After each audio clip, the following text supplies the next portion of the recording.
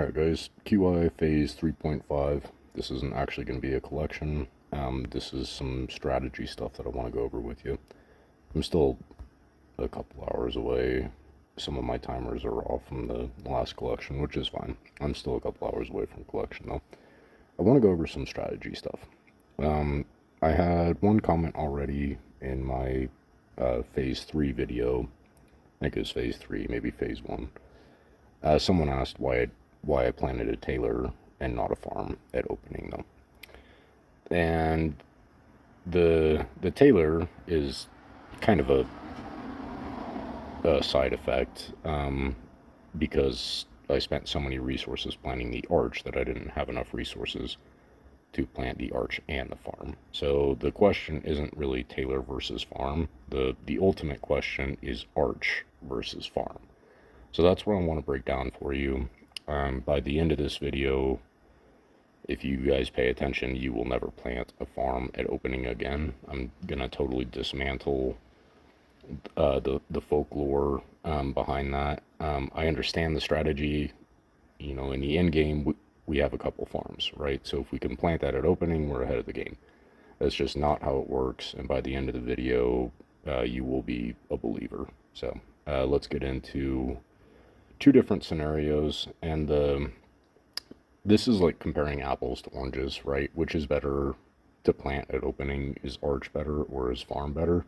That's apples to oranges. So I am gonna try and isolate the variables that we're really trying to compare and break it down. So take it with a grain of salt. But let's set this up. We're going to do two scenarios here. We've got, oops, I'm trying to do that, trying to draw, there you go. Scenario number one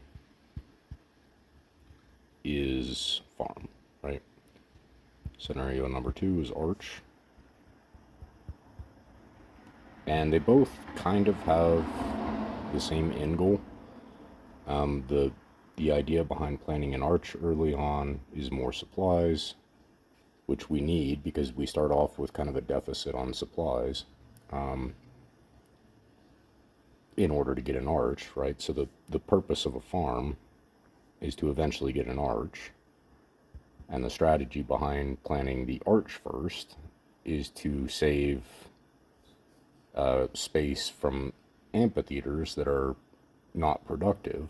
We're going to reuse that wasted space into production in order to get a farm. So it's kind of circular there. The purpose of planting an arch is to get a farm. The purpose of planting a farm is to get an arch. But which comes first? So let's look at the main criteria. The goal behind each of these is to plant an arch to get more coins, specifically to get the farm, but we're going to need the supplies to upgrade our housing to get the coin. Does that make sense? That's the purpose of the arch. The purpose of the farm is to get more supplies to get the arch. So the end goal of both of these things is supplies. So that's the main metric that we're going to look at, is the supplies invested.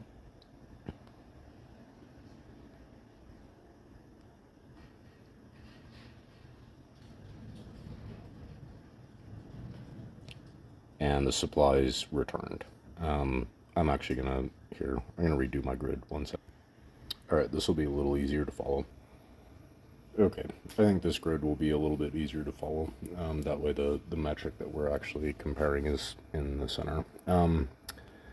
Both scenarios have the same end goal. We're either planning the arch in order to utilize formerly wasted space in order to get enough resources to plant a farm, or we're planting a farm early on to get enough resources to plant the arch. So it's kind of circular, but they both have the same end goal. The main metric that we're going to look at is supplies invested, right? Because the purpose of farm costs supplies to build, correct? And the purpose of investing those supplies is to generate more supplies faster in order to get the arch. The arch also costs supplies, And the end goal is to eventually be able to build a farm, correct? So total supplies invested in my city, and this is actually true, this is not hypothetical, I've invested 75,000 supplies. So I'm going to apply the same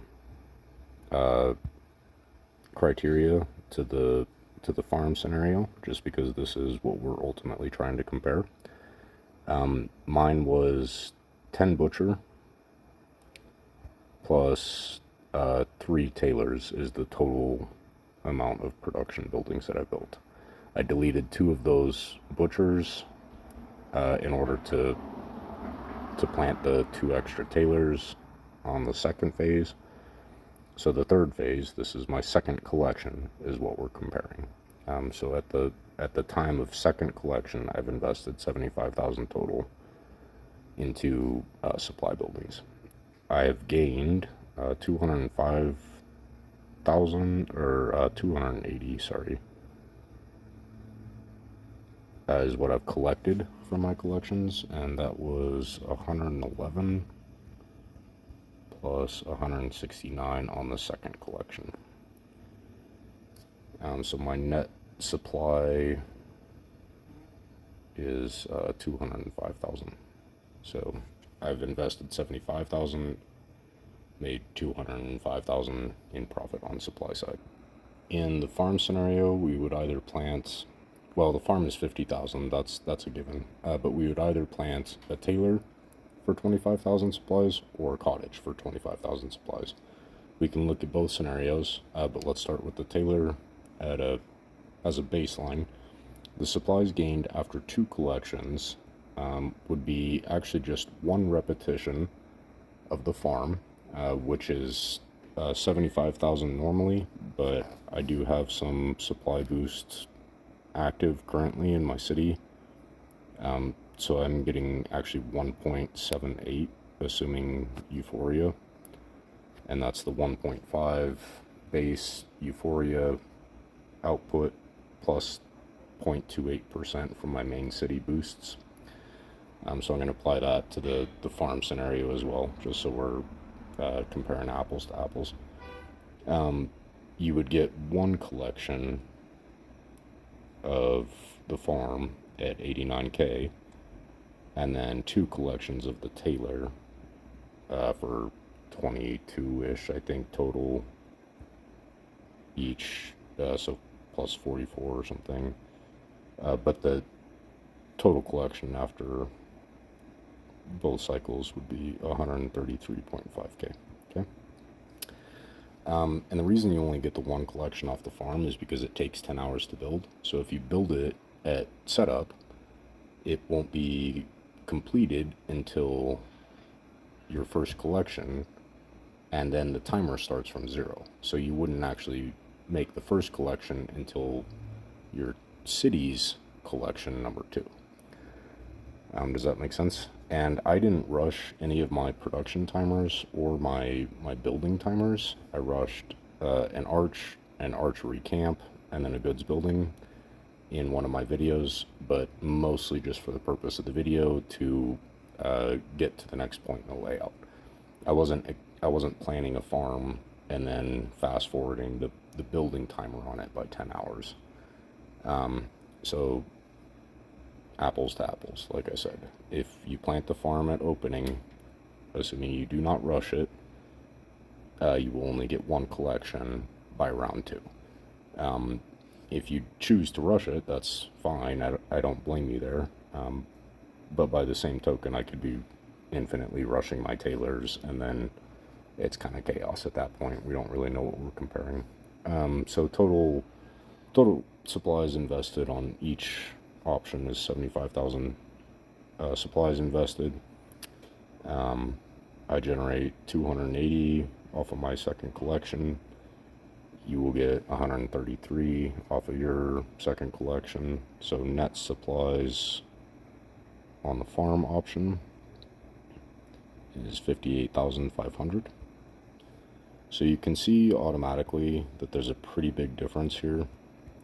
I have a net return of 205,000 versus the net return of 58,000 on the farm option. And ultimately, both of these are designed to accumulate supplies, right? That's the true purpose of both options. Pretty big difference there. So coin invested, I've invested 44,000 in coin on my supply buildings, and this isn't including housing or roads, because I assume that both cities will need, like both options are going to have some kind of housing or some kind of road. So I've invested 44,000 coin into my supply buildings specifically. That's the metric that we're trying to compare. In the farm option, we've invested the 200,000 for the farm plus 6,250 of either a cottage or a tailor. Coin gained after my second collection was 167,000. And let's break this down actually, because it was 58 something on my first collection plus 111. Is that right? No, plus 108. Sorry, 109 on my second collection. So kind of keep this in mind. The 167 total collected after two collections is not an average on both collections. There's a pretty big difference between the amount of coin on the first and the second. For the sake of argument, I'm gonna give this option the benefit of the doubt and say that you're also collecting the same 167,000 coin. Pretty unlikely though. The main idea with the arch theory is that we've eliminated at least 4 grids worth of amphitheater and replaced with production buildings, so that in the farm scenario where you're using amphitheater to get your happiness, it's pretty unlikely that you're going to be able to generate this much coin. I think you'll end up with a lot of housing tied up as well as amphitheaters tied up. But for the sake of argument, I'm going to assume that you are able to do that. So net coin after both collections would be 123 positive on the arch scenario, and then a negative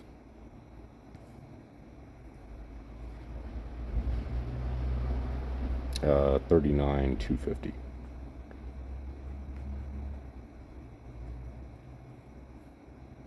in the farm scenario. Okay, and that's being kind of generous with the complete coin collection that I'm getting from my city, because I chose to go with the arch early on. I will give you the benefit of the doubt and say that you're able to do the same even with the arch and the amphitheaters. This is with the Taylor scenario. The alternate scenario would be using the other 25,000 supplies in order to plant a cottage. I have a cottage in my initial setup. So you would actually have 2 cottages in your scenario. So the cottage that I have planted is factored into the 167 coin that I'm getting. That first cottage would be factored into the 167,000 coin that you're getting. So the other scenario here is that you use the other 25,000 supplies to plant a cottage. So you would be kind of offsetting this negative metric here. You would offset that by 20,000 after the second collection, over a tile house, in other words. So instead of getting 10,000 twice, you would be getting 20,000 twice. You would make a net gain of 20,000. So you'd still be negative 19,000 on the coin's net coin metric. But it does kind of offset the coin negativity there. It would reduce your net supplies, without the Taylor though, it would reduce your net supplies down to 38,000. So you would gain 20,000. This would become 19. This would become 38. So you would gain 20,000 coin and lose 20,000 supplies, which is a little more balanced in my opinion. but you're definitely not making a profit on both, and nowhere even near the net return on the arch scenario. And for this matter, just for kicks and giggles, I am gonna deduct minus 100,000 on my net coin and minus 100,000 on my net supply. I'm gonna deduct 100,000 of each category to compensate for having the arch, right?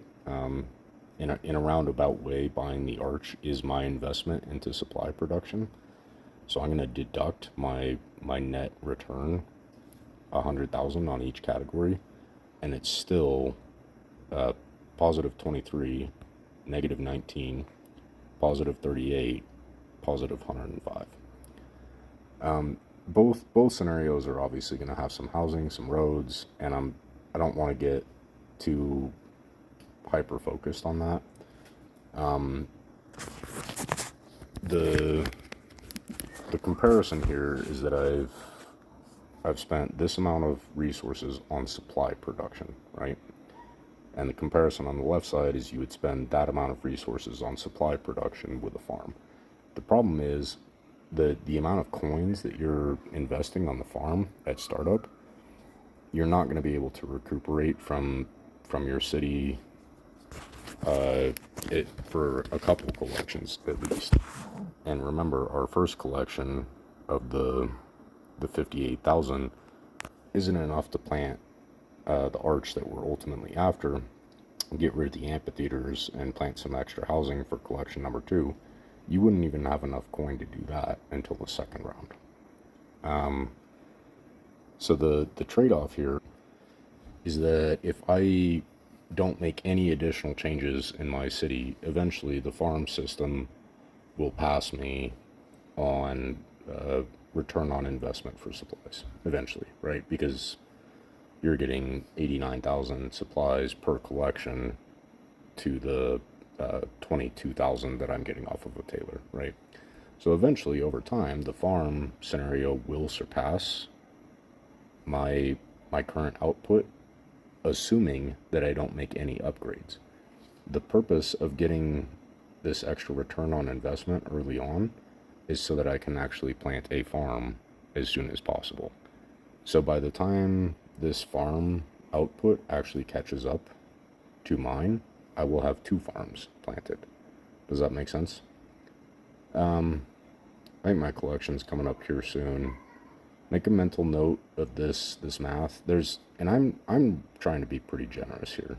So coins gained 167,000, which is what I gained, but I also had 7 houses coming out of opening that the farm scenario would not have the happiness to sustain, let alone the real estate, because you're using 4 amphitheaters to maintain the happiness that you do have.